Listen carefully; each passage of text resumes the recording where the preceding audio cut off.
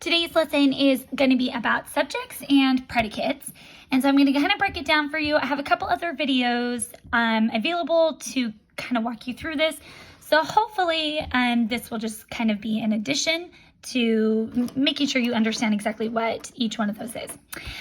So I have here a drawing. I've got, if you're an Adventure Time fan, I've got Jake the dog, and you can kind of see here I have some Z's. So this right here is representing a nap.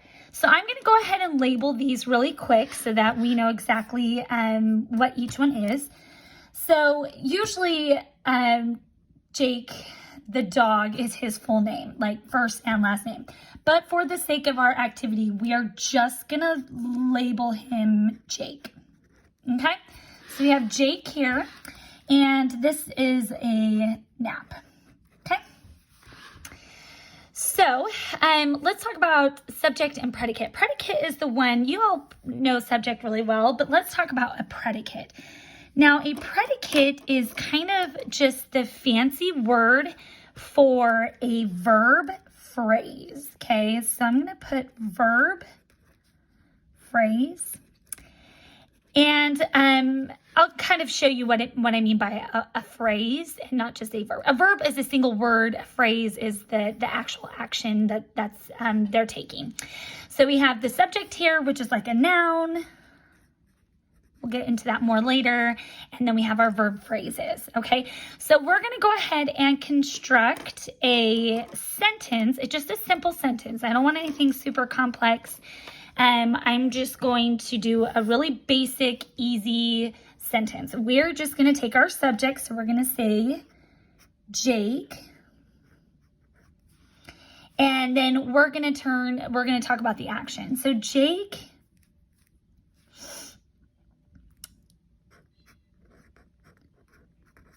takes a nap. Okay? So here's our simple sentence. We have a subject and an action, a verb. But what we want to make sure you do is we want to make sure that you can actually, like if I were to give you a sentence, could you tell me what was the subject and what is the predicate? And that's where your green and blue come in. On the computer, you will highlight it green and blue. You will highlight the subject in green. So we're going to do a subject in green, and then we're going to do the predicate in blue. All right. So in this case, my subject is Jake the dog.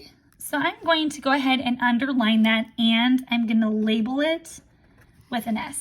Okay.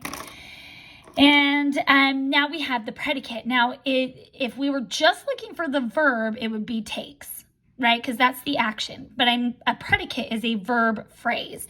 So instead of just underlining takes, which is what the verb would be, it's actually takes a nap, okay?